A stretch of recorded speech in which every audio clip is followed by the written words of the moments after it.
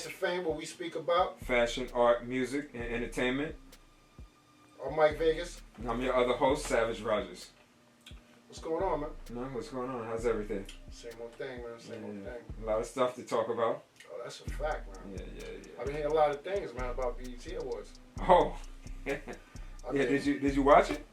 Nah, I didn't even watch it. Nobody. I wasn't home. Okay. So, that was a big thing.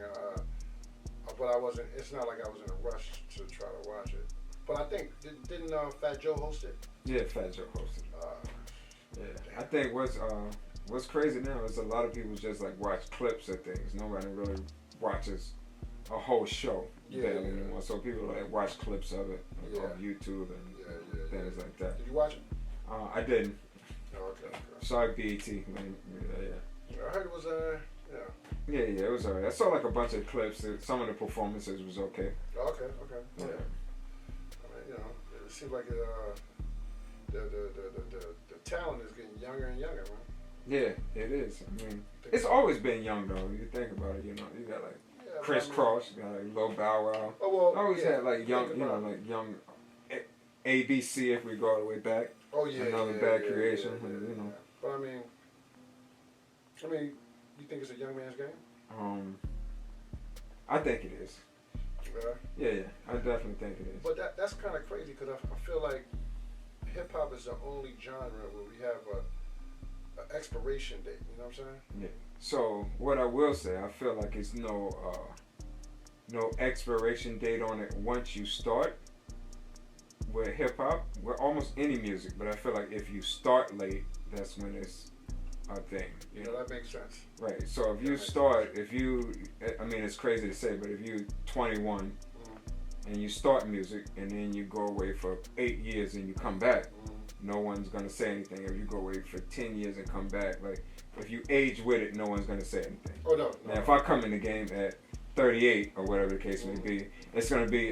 Rarely you can do that, but it'll be a situation like you have to be extraordinary. Yeah, like Griselda. It'll be a situation like Griselda, where where they was already older, or like 2 Chainz, where he was like a bit older when he came in, but it's it's not much. Those are rare cases, though. Yeah, very rare. Both those people, Yeah, very rare that happens. Yeah. And then that's what I think it is, because hip hop is like so young. It's only 50 years old, so it's kind of a young man's game. How old are you gonna be? Like if you 40 years old and you just starting to rap and no one kind of knows you. Yeah. It's kind of like really hard to get in. But there's an audience out there for different. It should be different categories. It should be different age brackets in hip hop. I mean, look at Rock the Bells, how well it did. Right. That was a great show, and it wasn't too many young people on there. Right. I mean, I appreciate young new talent, but at the same time, I think it should be a variation of talent. So because some people just can't get with a younger crowd and understand what what they're digging into. You know what I'm saying? True. But then that's what I think too, even about like the Rock the Bells, like all of those are like super established artists. Oh yeah, that's true. So when I say that, it's like that's a difference where there's not really a young man's game. But most of them came into the game when they were like young men. Yeah, they did. So they did. But still, they're still doing their thing. They're still touring, and now they said like Rakim is selling out shows, and it's a lot of younger artists that's not even selling out shows. Yeah, that's true. And I think it's because they're like more like showmen. Yeah. Like you don't really hear them like rapping over the vocals. They put on a show. Yeah, you know what I mean? They don't just come out and jump around and like yell on top of the vocals, and if they drop their mic, you ain't gonna hear nothing. There's no true. vocal track behind them, so true. you know what I mean. You drop the mic, they're not gonna keep going. Yeah. So yeah.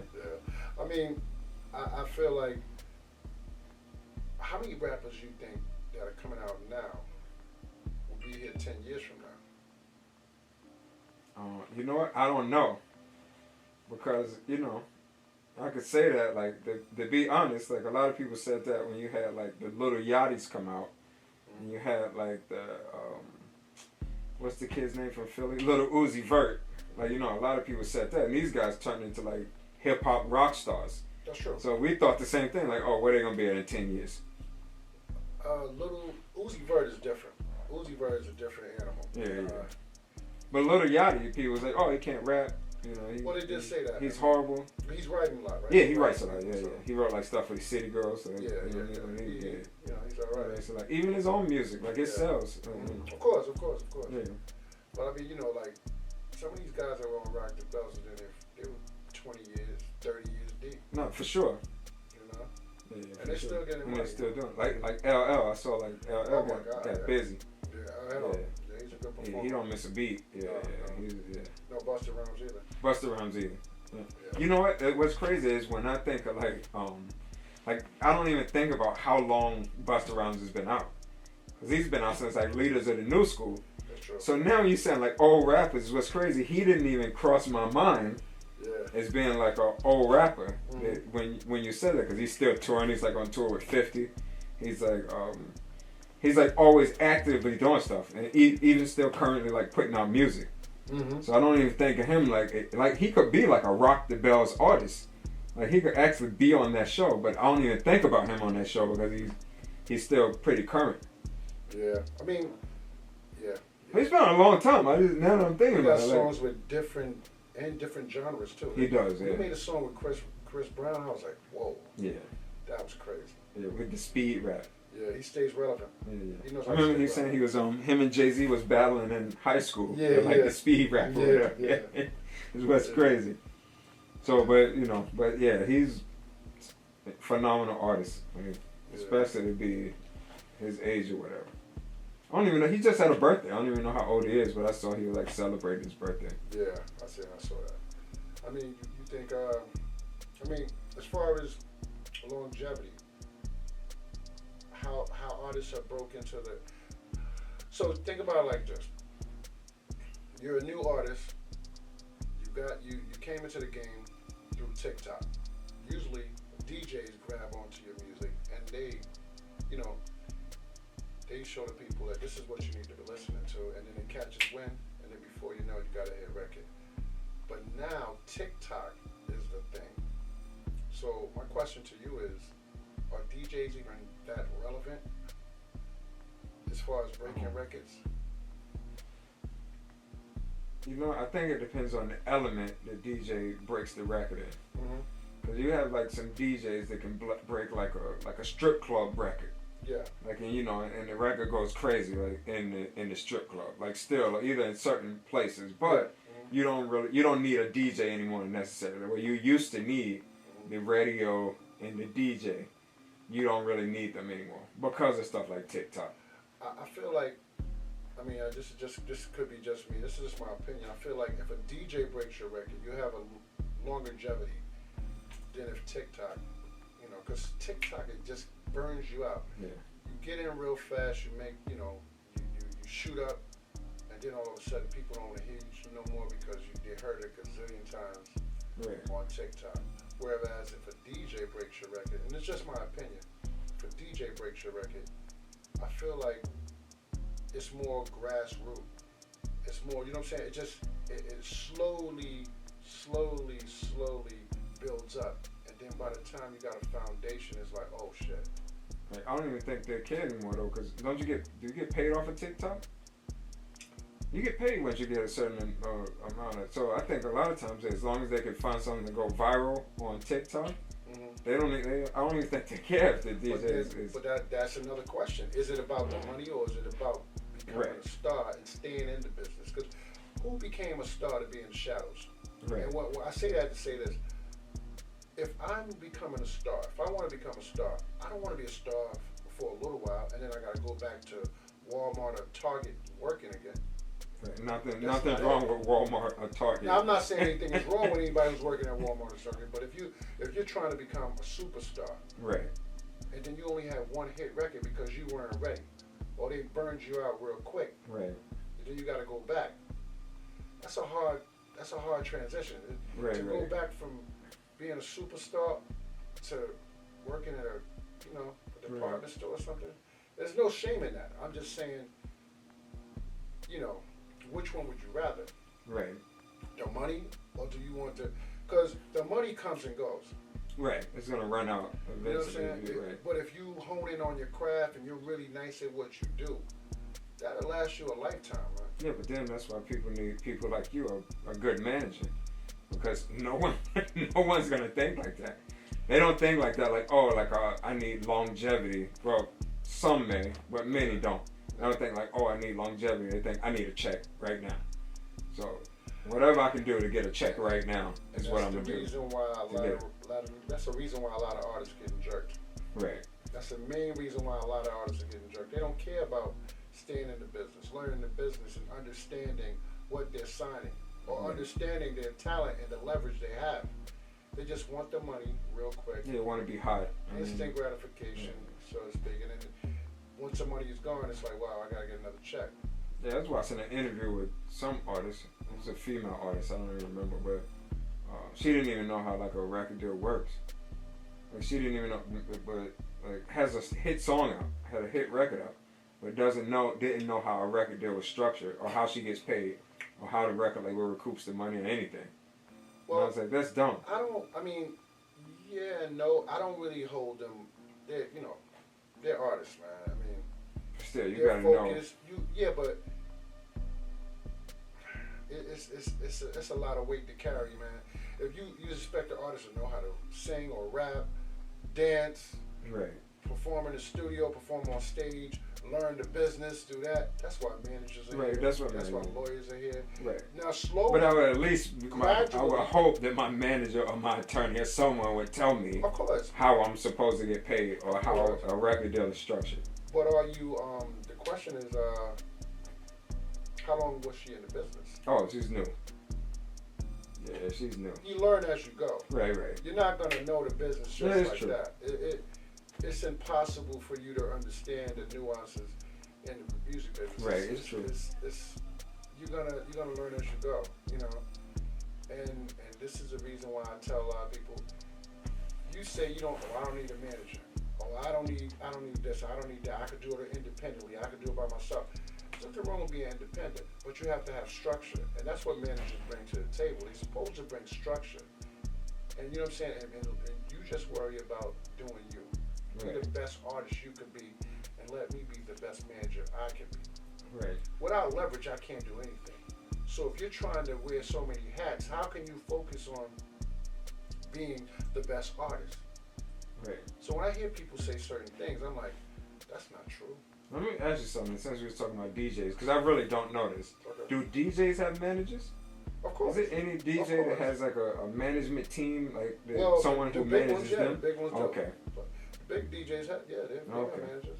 I mean, yeah. Like a road manager, or they actually have a manager to manage their career? They have a manager. Okay. The big ones. Okay, I didn't know if they had, because I know they go on the road. So regular guys are doing the club. I don't know. I can't. Right. They probably whether or not they probably do it themselves. But the big ones, they should have a manager. I would. You know what I'm saying? Because you need somebody taking care of that. Yeah, I was just saying because I never heard a DJ like shout their manager out or say anything about their manager. So I didn't know. It's a thankless job, man. Right. Nobody's gonna really shout you out. I mean, a lot of people. He does. He do. That's his job. Right. Like, right. You know, I mean, I think managers are needed. You know, you need that. So do you feel like management in music is like a young man's game, or it doesn't matter your age when it comes to management? No. Managers like coaches. Right. You know what I'm saying? We outshine the artists. Believe me, we outlast the artists. Right. So it's like ageless. It is. Right. I mean, unless if you are that guy who you're in the loop, you know you're in the now, and you know what's going on, then you'll be all right. But if you're one of those guys who are not moving and shaking, then you'll get lost. Right. But yeah, managers, I would tell any artist, don't get a manager. If you're 22, 23 years old, why would you hire your boy to manage you? The things that you're fascinated by, you're like, oh my God, Jay-Z or Puff. He's not going to be fascinated by that. Right. He's like, yo, all right, cool, that's them. But we got to handle the business. Right. Whereas your boy that's 22 years old, he might have you signing your life away, man, because he's impressed by Puff because y'all went in a private jet. Right. You know what I'm saying? Come on. Right. A lot of times, if he's your boy, he might not even know the business anyway. But that's what I'm saying. He doesn't know anything about it. You just hire him to manage me. Right. And that's not cool. Right. And that's what happens most of the time.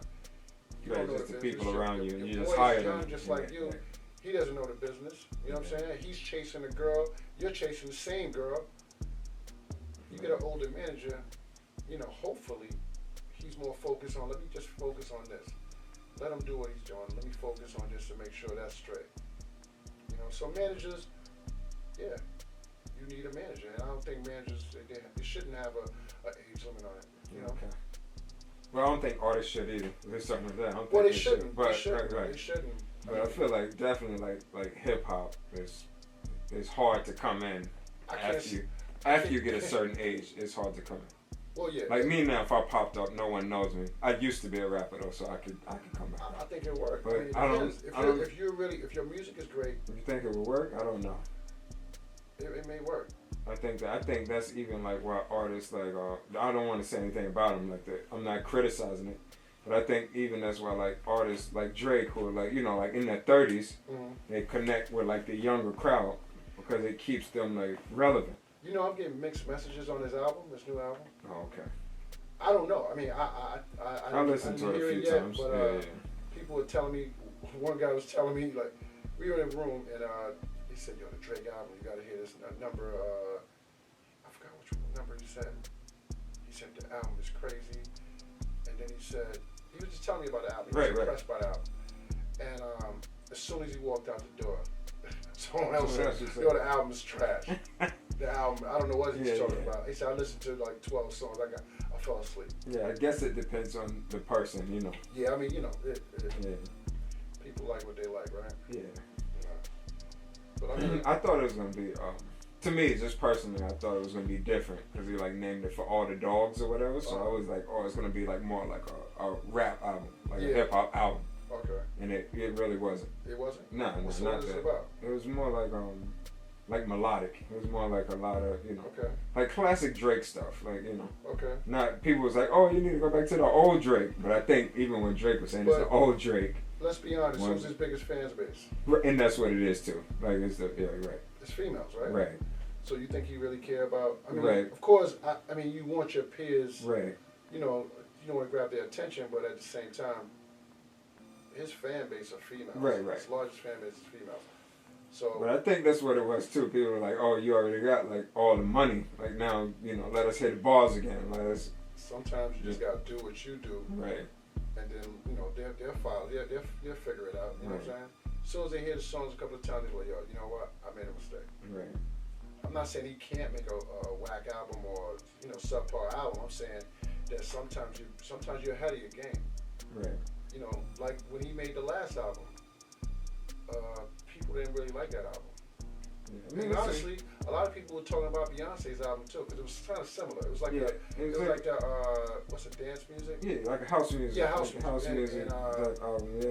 And they were talking about it, but then after a while, they fell in line. Like, okay, cool. So sometimes you gotta just. But they still even treated it different. The Beyonce album, like people was like it's ringing off. Yeah. And then the Drake album, they're like, oh, it's all right. It's okay.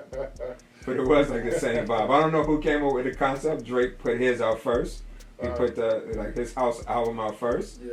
And then Beyonce put hers out. So I don't know who started coming with that style first. But that's a good question because it's kind of funny that both of them kind of right jumped on the same wave at the same time. But I thought it was refreshing. It was like a new sound, not the typical, And that's where they're at. They're students and they understand music like that. A lot of people wouldn't even listen to house, man. Right. They don't even know, where they. Right. The EDM, the house, like none of that stuff. They don't know anything about that, man.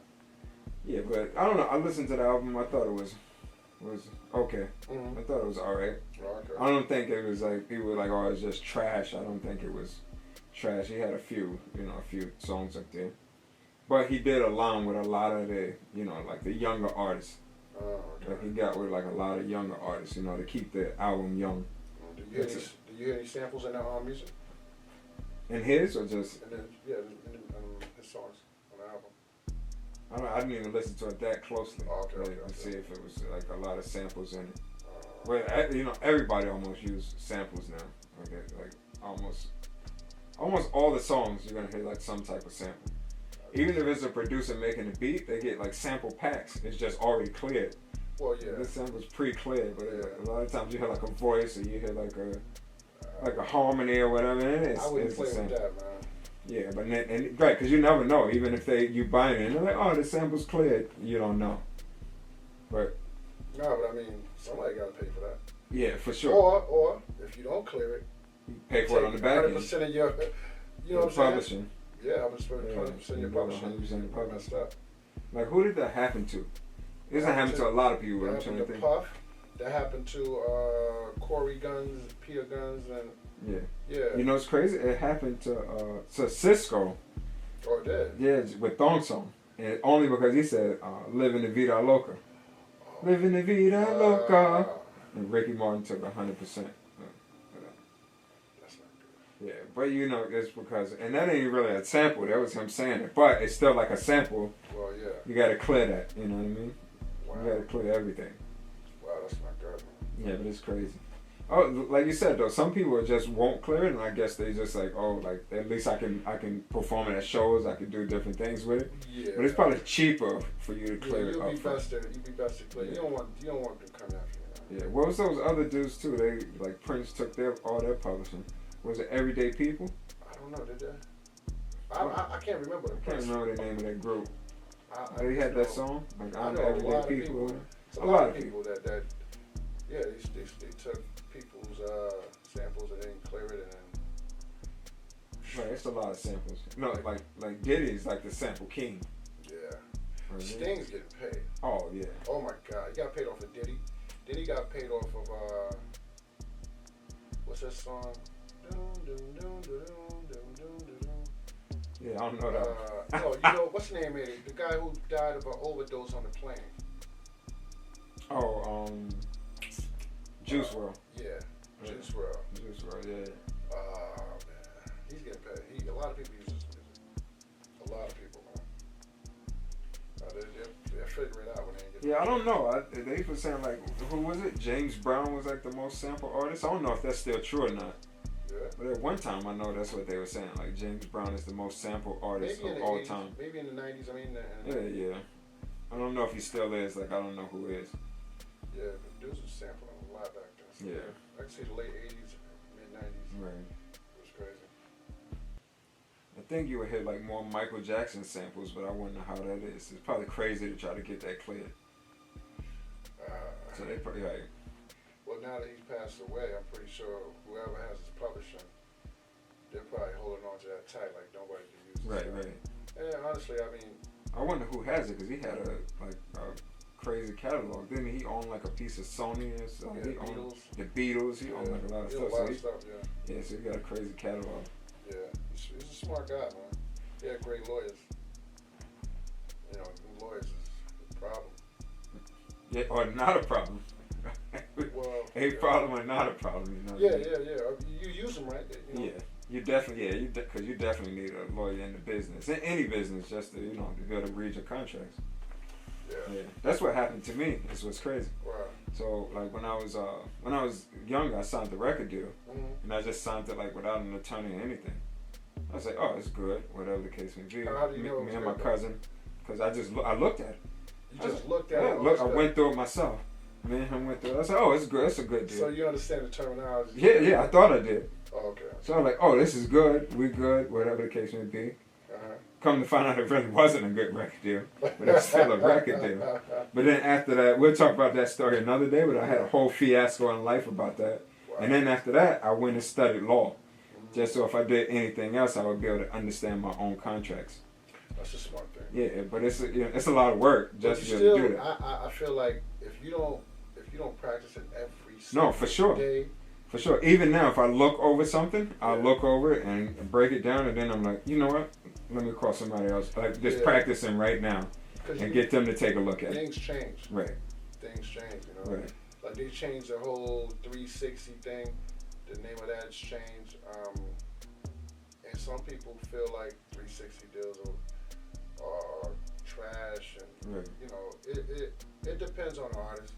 Right. I feel like it depends on the artist. I'm being honest, if I was a struggling artist and I had a lot of talent, I would sign 360. Right. I mean, depending on how long the terms are. Well, I mean, can't be for a lifetime. Of course not. I don't think there's too many contracts in perpetuity. Right. But I was if I messed up in the game and I'm barely eating, you know, you got me. You know what I'm saying? You caught me at the right time. Well, I think a lot of the contracts they probably giving out now is like probably like a 360 or some sort. Like it's probably some sort. It has to be now for the record company. How do they make money? Right. You're complaining because you don't want to sign it. You don't want to sign a piece of your life away. But you're expecting them to put millions of dollars into you and say, "Oh well, kumbaya. You know, everything is okay, and you can make all the money you want. And when you want to leave me, it's okay because I was just doing you a favor." It doesn't work like that. They should get a return on their investment, right? Yeah, because without them, you couldn't make any money anyway. Exactly. You know, or either very little if you're trying to put it out yourself, or either whatever you're trying to do. I mean, you're gonna make something. You're gonna make something. You never know, though. I mean, you go independent. You could have took advantage of an opportunity, but you didn't have enough funds to push yourself to the next point.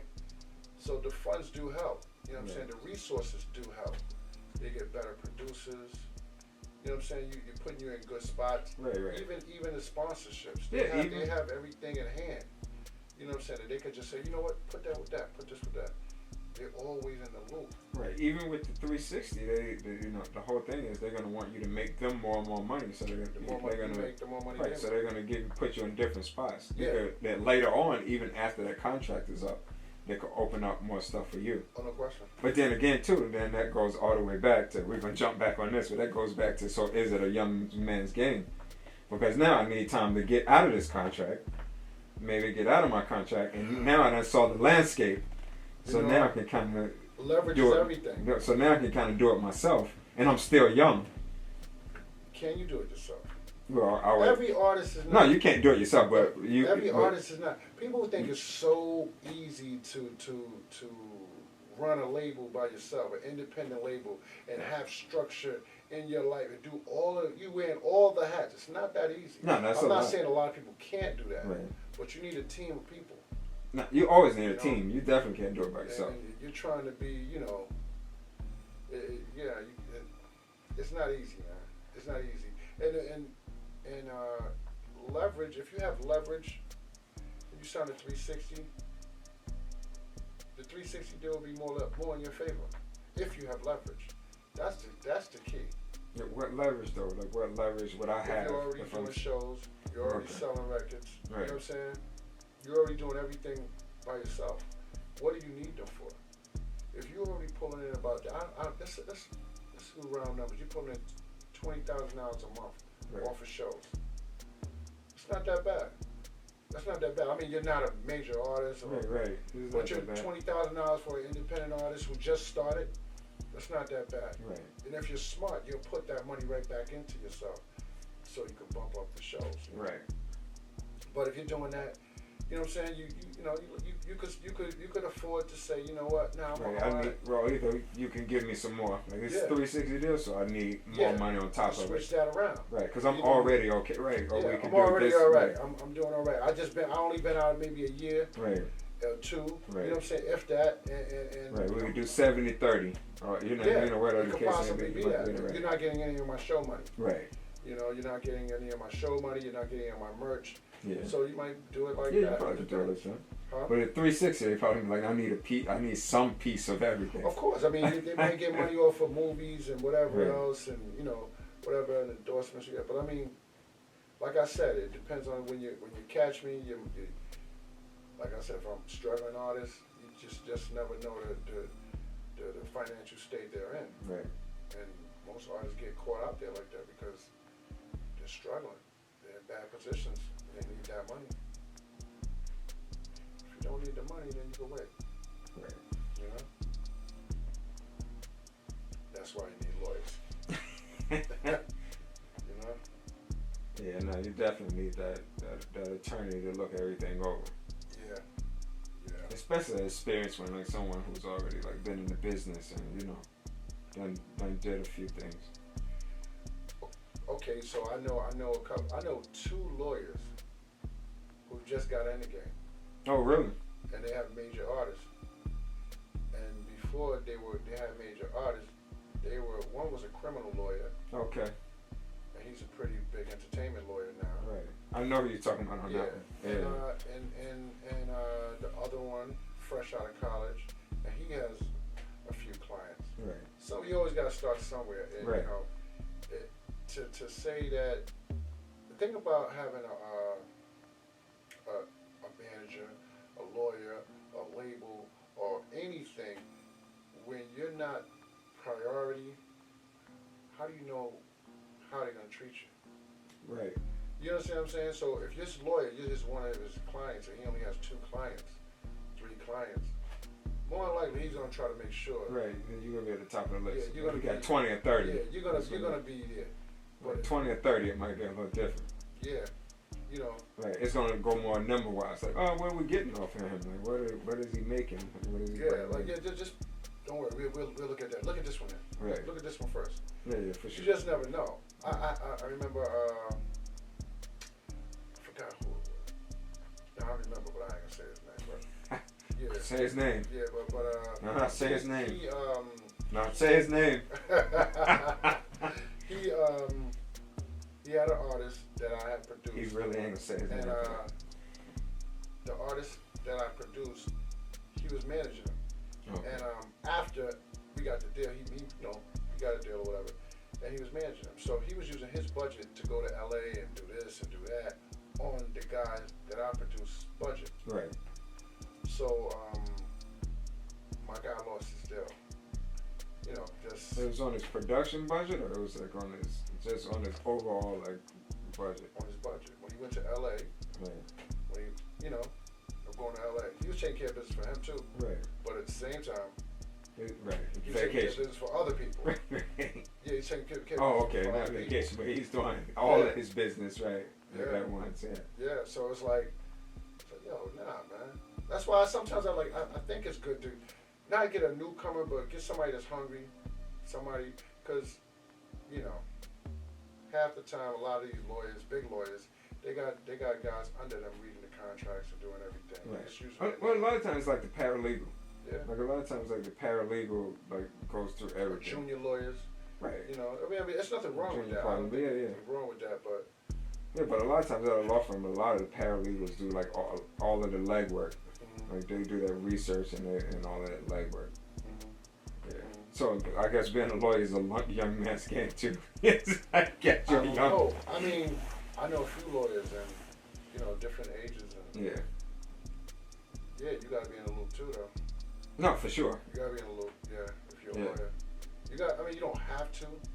I mean, most of the time to get those clients, like, yeah, they won't even know that, Yeah. No one's just gonna come to you if they haven't heard your name. They're like, oh, let me pick this guy to be my. That's so. Right. Let me pick this guy to be my attorney. A lot of times it's someone else. True. They know, like, oh, this is such and such attorney. Yeah. I need him. Yeah. Like, who was it? It was it Master P? Mm-hmm. Master P was saying that he wanted to talk to Michael Jackson's attorney. Oh, yeah. So he was saying he paid I forgot how much it was, but an absurd amount of money just to take a meeting with him and find out, what he did. And then he's saying that's how he got his contract. Like how he got, what was it, Universal? Whoever gave him the contract, I can't remember, like whatever contract Master P had. That was the contract that he talked to Michael Jackson's attorney about or whatever. Yeah. So that's crazy that, so it does. So like if someone knows an attorney, like, oh, this is such and such attorney. So you're like, I want that attorney too. Well, I mean, Master P's a smart guy, man. Yeah. He's a smart guy. Really smart. He definitely has a lot of knowledge on that cap. But Yeah. I want to talk to Master P. I never met Master P ever. I want to talk to him. Sit down, have a conversation. No. I didn't meet Master P. Okay. Yeah, I cut his head before. Oh, that's crazy. Yeah, I met Master P. Yeah, I never met Master P. Yeah, I want to sit down and talk to Master P. Yeah. Yeah, you do. Cool dude. You still live in LA or something like that, right? I think so. Like and he wasn't like Richmond, California. I don't know where he's at now.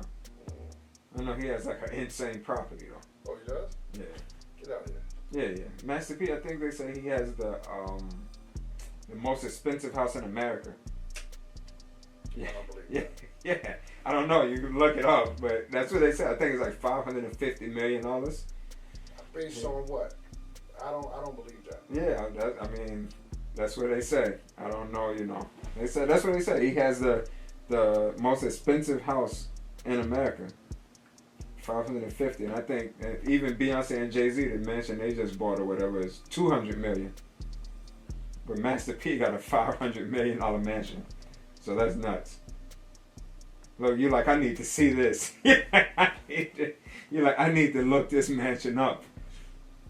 Yo, this says it. Yeah. 450 million. Woo. Yeah, it's crazy too. Like, I wonder if he lives in it, because you don't know. Sometimes, you know. It's a beautiful home. Yeah, a lot of people had like the houses or whatever, and they don't live in it. It's a beautiful home. Yeah. It looks like it's on top of. Ooh, this is a nice house, man. Yeah.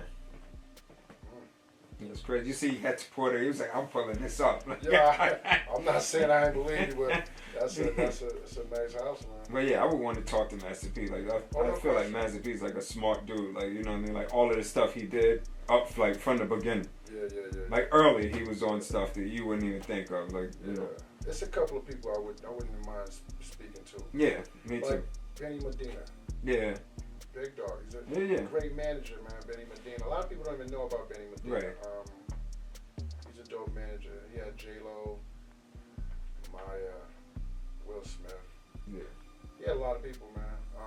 Yeah, big names. Chris big Lighty. Names. I wouldn't mind, getting a few minutes with him. Yeah, well, you would have got a few minutes with him. Rest in peace. Well, I met him, but I didn't really, we never really spoke like that. His brother, Mike Lighty. Oh, okay. Man, was cool, but I never really got to. Really talk to Chris. Yeah, no, I never really got to talk to him. Yeah, Violator was crazy. Yeah, he's a smart guy. What's crazy is Violator was so crazy that I thought it was a record label. Well, wasn't it? It was a production company or record? It wasn't a record label though, right? I think it turned into one, but in the beginning he was just a management company. Yeah, it was a management. And he had all of those artists, and I was like, oh, like. Yeah, I was like, oh, this record label's crazy, and at the time he was just a manager. Yeah. But his roster was insane. Yeah. His the homegirl from Love and Hip Hop, the creator. Mona Scott. Mona Scott was his partner. Yeah, Mona Scott. Yeah. Yeah, she's smart. She's a beast. I would want to talk to her. Yeah. Missy's super smart. Missy Elliott. Yeah. It's a few managers out there. Yeah. That that I wouldn't mind talking to. I think they should do top 10 managers. Yeah. Yeah, of course. We're gonna do that. We ain't gonna do it right now. But we're gonna definitely do that. I definitely want to do that. They Top should 10. do top 10 managers. Yeah, I mean, they did the top 10 executives. You mean top 10 hip-hop music managers? Yeah, music managers. Okay. Because my top manager of all time is Kris Jenner. I knew you was gonna say that. I knew you was gonna say that. Music or anything, it's Kris Jenner. Like, Kris Jenner. Yeah, like I give them a lot of flack, but Kris Jenner's she's a monster. Yeah. I don't understand why people always hating on the Kardashians. Yeah, man. she's either jealousy or they just don't understand. I mean, I think it's a little bit of both. Because a lot of times you really can't understand it. Like you're gonna be like, what? Like why would you? Like how did they get to this level? Like talent. Like right. Well, they got some type of talent. Yeah. I mean, they're keeping you engaged on TV every single day. Yeah, on everything, anything they put out, any product, you go buy it. Like people just buy I'm like, I hear a lot of people. They speak about Kim Kardashian like they really, really know her personally. Right. We don't know these people. You don't know. Yeah, right. You're not at the house, like, you know what I mean? Well, she said this and she slept with that. How do you know what she did? Right. You don't or know why, or you don't know anything. And you probably did worse than her. For sure. Come on. Yeah. I mean, whoever she slept with, but you probably did far worse than that. Yeah. One night stand after a club. The guy in college when you slept with him and his friend. Like, whoa. I mean, it happens, but they won't tell you about that. Yeah. And her life is it's on TV every day. Right. So of course you're gonna see more of her life than exposing your life. Right. But yeah, we could do that. Definitely the top 10 managers, hip hop managers. Yeah, we do hip hop because we know who my. Well, then we can't put Benny Medina in there.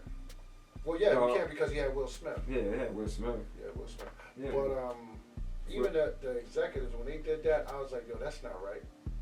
First of all, I think we should do the top 10 over, executives show. Right. But I think the people that they left off, how you gonna leave Uncle Luke out, man? Yeah.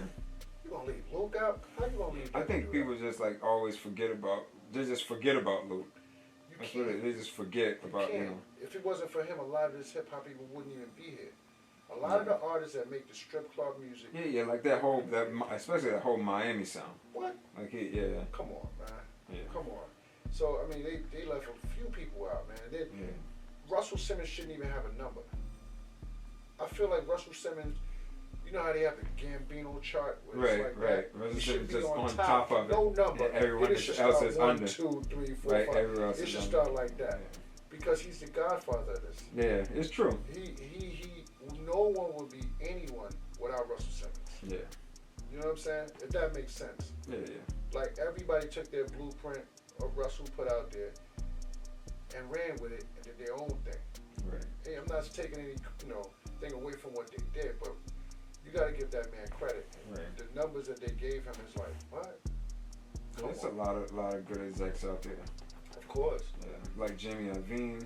Yeah, it's a lot. Like, But you consider him a hip hop executive? I don't consider him a hip hop executive. You don't? Dr. Dre, Eminem? Dr. Dre? No. Well, that's not. I don't consider him a hip hop executive. Dr. Dre did a deal through Interscope, and he started Aftermath.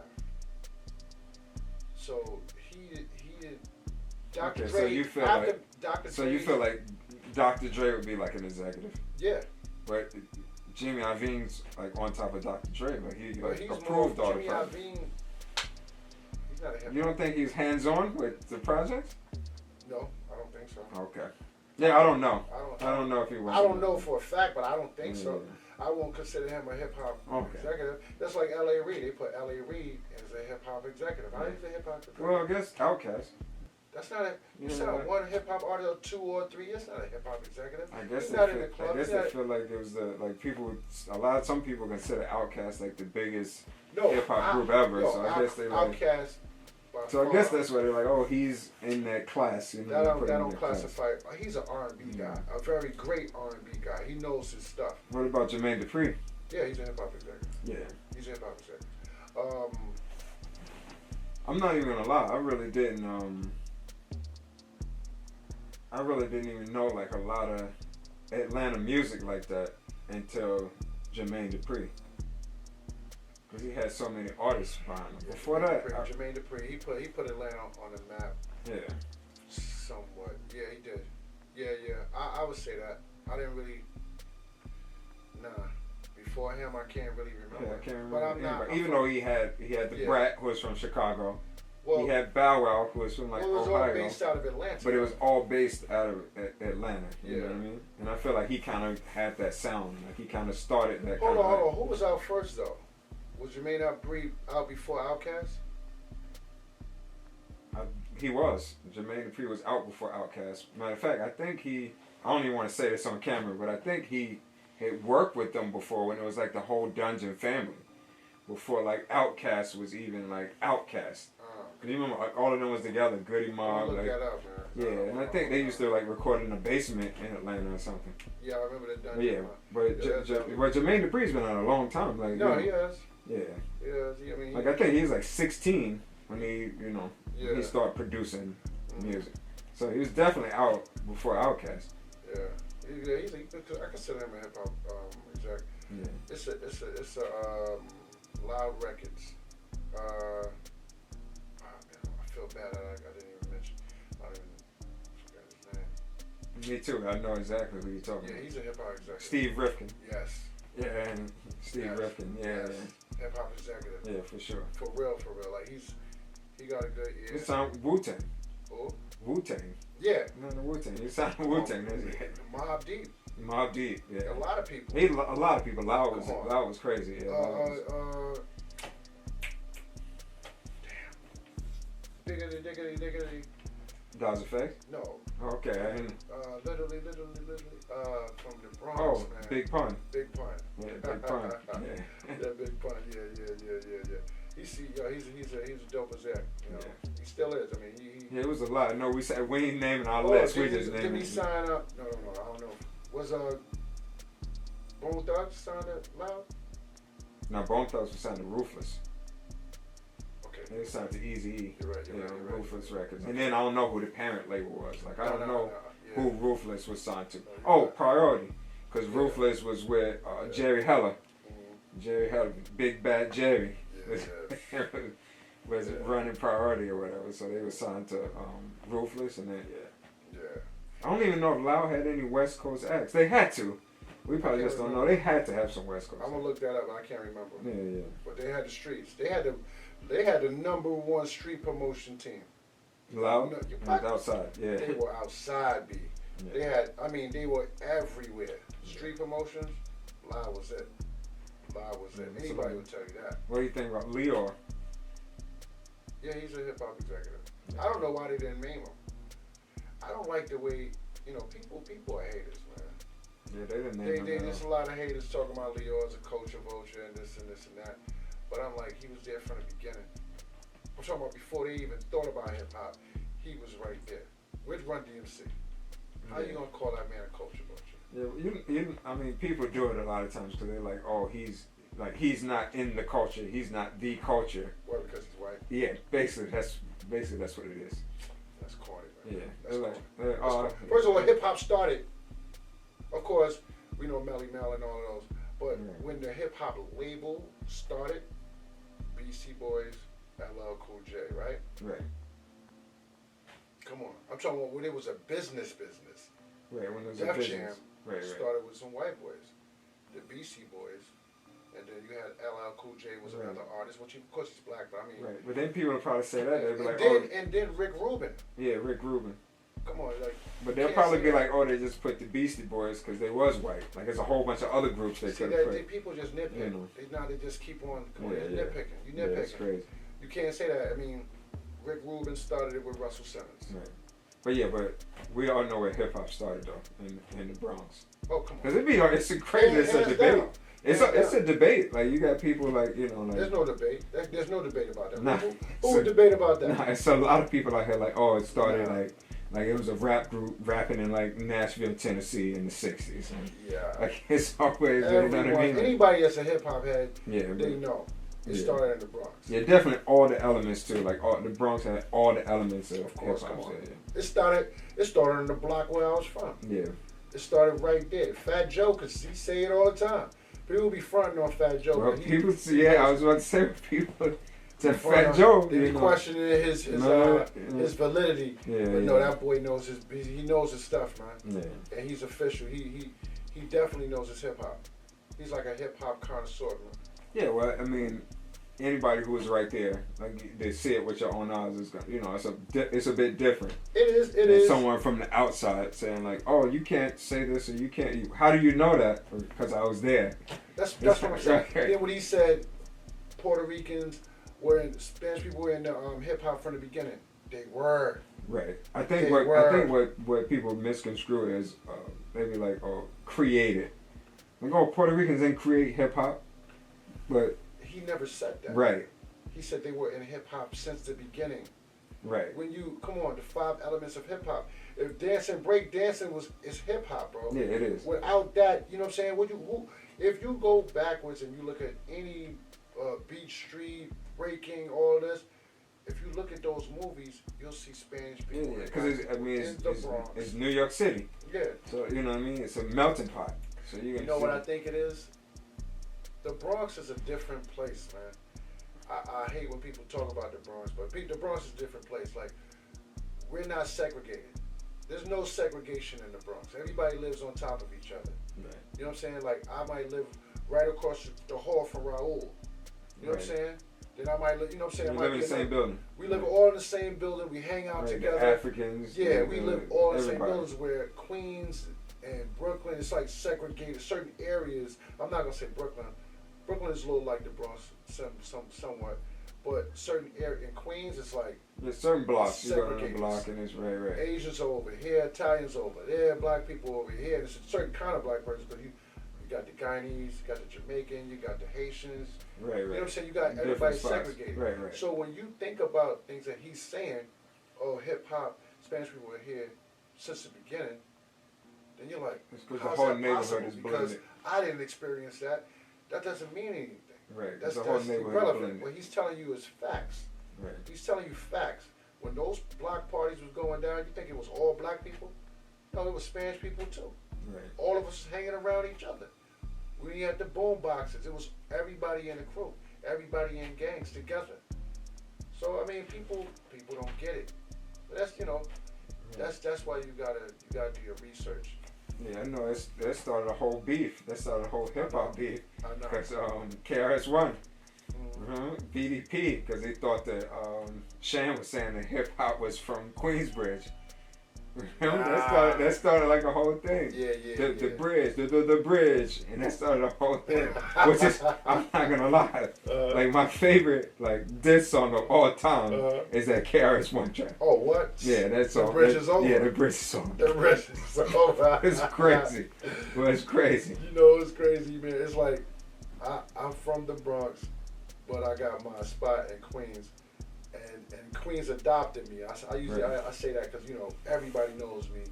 If anybody would think, they would think, okay, he's from Queens. Right, for sure. They don't know. No, 100%. So when I say certain things, I'm telling you facts. Like people would be like, why you always talking about the Bronx? I'm from the Bronx. No, you're not. Right. No one, because they see you in Queens all the time, every day for however many years. Yeah. So like, what do you mean you from the Bronx? So when we have little debates about KRS-One and Shan and all that, don't get it twisted. Shan was one of my favorite rappers. No, Shan was nice. But because of KRS-One, I'm Bronx. I'm Bronx. So I had to go to KRS-One. Yeah, that kind of. But you know what's crazy? Queens has more superstars than anybody in the country. Yeah, for sure. Really think about that. When I say superstars, because we can say artists, because now Atlanta Atlanta got artists. Atlanta got a lot of artists, but superstars. Queens has made more superstars, rappers. Yeah, from the beginning. You'll have to go back a long time to be able to, Well, I mean, if we go back from the beginning, Queens have made more superstars. Right, for sure. You know what I'm saying? That's in stone. Like they're never gonna like megastars. Megastars. Yeah. Queens have made it. Yeah. So I mean, that's a great thing that Queens could say that. Yeah. And if they say hip hop start, well, you could say the business side started in Queens. Yeah, it did. Like without Russell.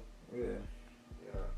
Because Queens N-words run you N-words. Ask Russell Simmons.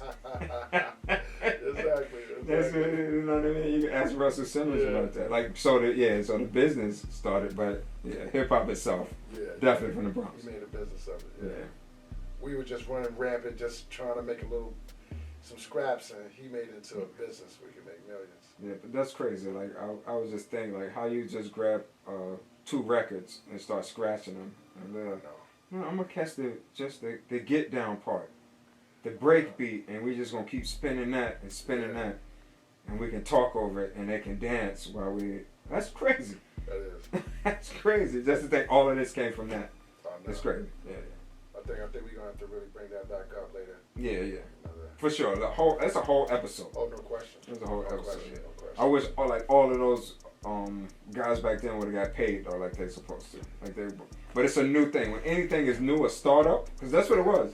It's like a startup. So you know what I mean? Yeah. That's why I don't like when they compare artists from back then, or even artists from 15 years ago. You can't compare artists from 15 years ago to now. Yeah, it's completely different. These guys are getting paid an enormous amount of money for shows, endorsements, There was no endorsements. Yeah, because there's so many places you can put the music now. Exactly. So you can't compare the two. But they broke down doors for you to be able to get that money that way. Right.